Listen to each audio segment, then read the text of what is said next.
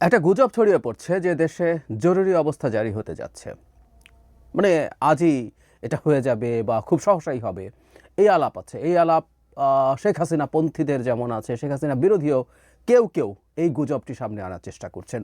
এবং এই গুজবের একটা খুব গুরুত্বপূর্ণ দিক হচ্ছে এটা বলা, যেহেতু প্রেসিডেন্ট শাহাবুদ্দিন চুপ্পুকে সরানো যায়নি, তাই তিনি যে কোনো সময় জরুরি অবস্থা জারি করে দিতে পারেন।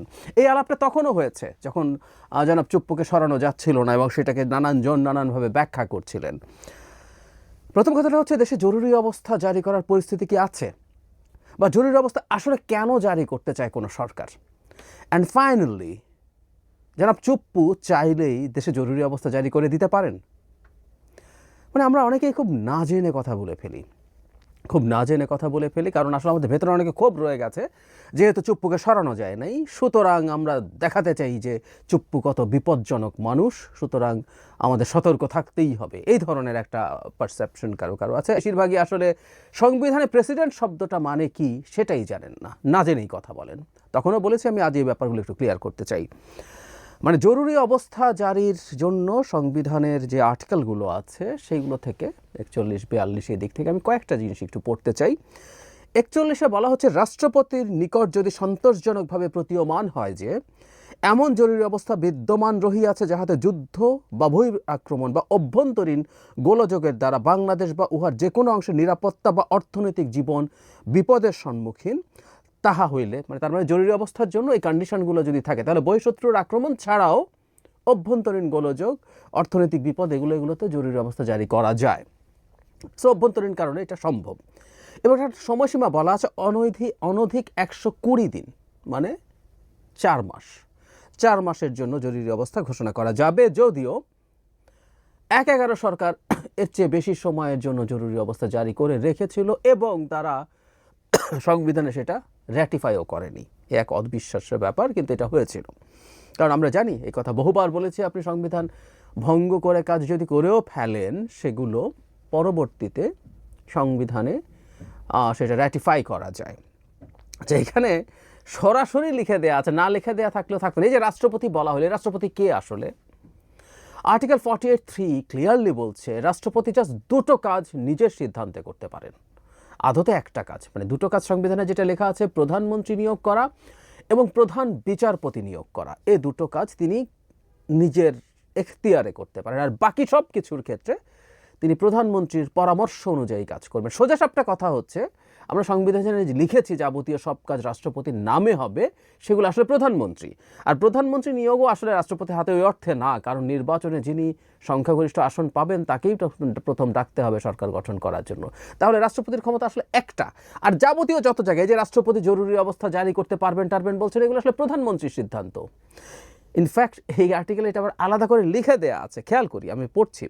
তবু শর্ত থাকে যে অনুরূপ ঘোষণার বৈধতার জন্য ঘোষণার পূর্বেই প্রধানমন্ত্রীর প্রতি স্বাক্ষর প্রয়োজনীয় হইবে।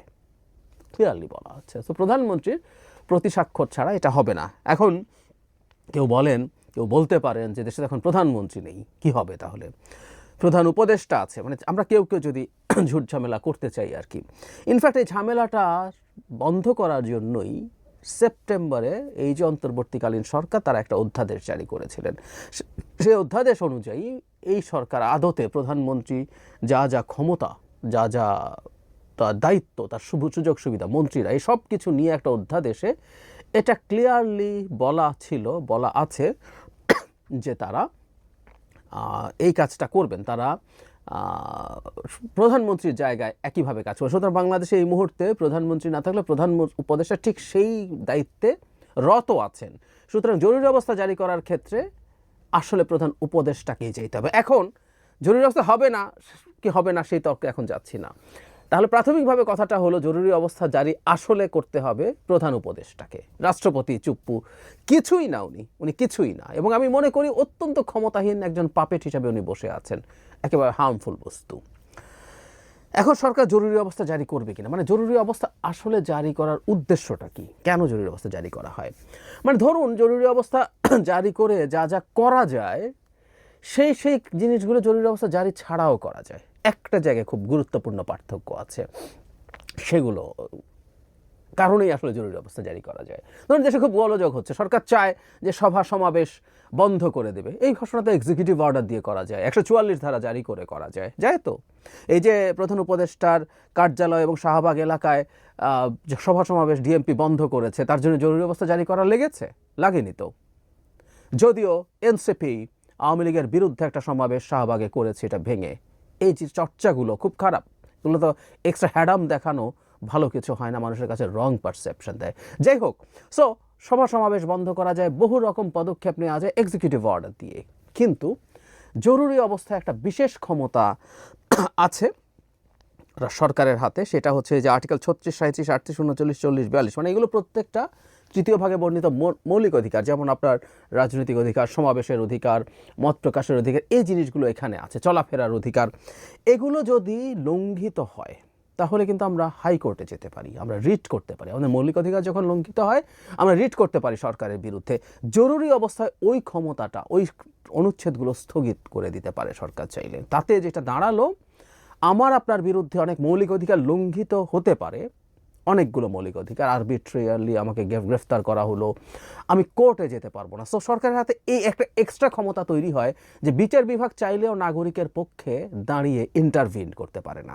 জরুরি অবস্থার মূল মাঝে যা আসলে এটা, এই না যে আমি সমাবেশ বন্ধ করতে চাই, আমি ওকে ধরে নিতে চাই, না, এগুলো সবই করা যায় জরুরি অবস্থা ছাড়াও। কিন্তু আমাদের কোর্টে যাওয়া, আমাদের মৌলিক অধিকার বলবৎ করার যে চেষ্টা, সেটা বন্ধ করা যায়। এবং কতদিন?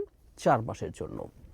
যদি তাই হয়ে থাকে তাহলে আমরা একটা জিনিস বুঝতে পারছি যে বাংলাদেশে, এখন বুঝতে পারবো আসলে বাংলাদেশে জরুরি অবস্থা জারির প্রেক্ষাপট আছে কিনা। দেশে কি এমন পরিস্থিতি হয়ে গেছে যে সরকার একেবারেই সামলাতে পারছে না? কোনো সন্দেহ নেই, সরকার যথেষ্ট খারাপ পারফর্ম করছে, কিন্তু এখনও সরকার সামলাতে পারছে না। এবং মামলা করে করে, মূল জায়গা ওটা, মানে যত রকম ডিস্টারবেন্স, যত রকম প্রবলেম আছে, যত কিছু সরকার নিষিদ্ধ করতে চায়, সব সে এক্সিকিউটিভ অর্ডারে নিষিদ্ধ করতে পারবে। কিন্তু যে জায়গাটা, এমনকি সরকার যে কাউকে আরবিট্রারিলি গ্রেফতার করার ক্ষমতাও এখনও রয়ে গেছে, আমাদের সেই 54 ধারা এখনও আছে, সব ক্ষমতা আছে। কিন্তু এমন কি হচ্ছে যে সরকার এগুলো করছে আর মানুষ মামলা করে করে সরকারকে জেরবার করে ফেলছে, এবং সরকার সেই জায়গাটা থেকে মুক্ত হওয়ার জন্য জরুরি অবস্থা জারি করছে? উত্তর হচ্ছে না, একেবারেই না। তো তাহলে দেশে জরুরি অবস্থা জারি কেন হবে? মানে এই সরকার এত স্টুপিড যে সে জরুরি অবস্থা জারি করবে। এবং জরুরি অবস্থা শুনতে ব্যাপারটা না অনেক জরুরি কিছু মনে হয়। জরুরি অবস্থা এত জরুরি কিছু এক অর্থে না। হ্যাঁ, এটা ফ্যাক্ট যে মানুষের মৌলিক মানবাধিকার স্থগিত করে মানুষের উপরে নানান পদক্ষেপ নেওয়া নিয়ে আন্তর্জাতিক প্রচুর সমালোচনা আসে। নট অনলি দ্যাট, এটা রাষ্ট্রের ফ্র্যাজাইলিটিকে খুব ক্লিয়ারলি ইন্ডিকেট করে। সুতরাং এটাও তো বুঝতে হবে সরকার, আমাদের প্রধান উপদেষ্টার নেতৃত্বাধীন যে সরকার আছে, তারাও এটা জানেন এর মধ্যে গুরুত্বপূর্ণ আইন জানা মানুষজন আছেন। এটা যদি করেন তাহলে তাদের সরকারেরই এটা একটা খুবই নেগেটিভ বিষয় হয়ে দাঁড়ায়। সেটা হচ্ছে যে তারা সামলাতে পারছেন না, তারা সামলাতে পারছেন না। এই জায়গায় তাদের যাওয়ার কোনো কারণ নেই। এবং আমাদের মাঠে এমন পরিমাণ গোলযোগও নেই যে শত শত হাজার হাজার গ্রেফতার করতে হবে, নানা রকম মৌলিক মানবাধিকার, মৌলিক অধিকার যেগুলো আমাদের সংবিধানে বলা হচ্ছে 3য় ভাগে, এগুলো সব লঙ্ঘন করতে হবে এবং মানুষকে আমাকে আদালতে, উচ্চ আদালতে যাওয়া থেকে ঠেকাতে হবে। মোটেও সেই পরিস্থিতি বিরাজমান নয়। কিছু লোকজন গুজব ছড়িয়ে মজা পায়। আমি বলছি যে আওয়ামী লীগের লোকজনও গুজব ছড়িয়ে মজা পায়, এবং আওয়ামী লীগের বাইরের কিছু মানুষজন এখন গুজব ছড়াতে চান, কারণ তারা দেশে একটা আনস্টেবল সিচুয়েশন তৈরি করতে চান তাদের একটা বিশেষ উদ্দেশ্যে। সেটা হচ্ছে তারা নির্বাচনকে পিছিয়ে দিতে চান, তারা তাদের ক্ষমতাকে সুসংহত করতে চান। সেটা এই সরকার এইভাবে না রেখে তাদের মতো করে তৈরি করে, সকল বিপ্লবী সরকার তৈরি করে, কোনো একটা কেওস তৈরি করে নির্বাচন পেছানো। আমি বহুবার বলেছি, আবারও যোগ করি, সেনাপ্রধানকে যেতে হবে বা এই ধরনের আলাপ টালাপ আসলে ওই চেষ্টার একটা অংশ। জরুরি অবস্থা জারি করা হবে, তার মানে সরকার এত ফ্র্যাজাইল, এত ভঙ্গুর, সরকার এত অথর্ব, এত অক্ষম হয়ে গেছে, কিছুই সামলাতে পারছে না, মানুষের মধ্যে যে প্যানিক তৈরি করা, এই চেষ্টাও ইনফ্যাক্ট ওইটার অংশ। সুতরাং হাসিনা বিরোধী লোকজনও এই কারণে আসলে জরুরি অবস্থার আলাপ আনছে।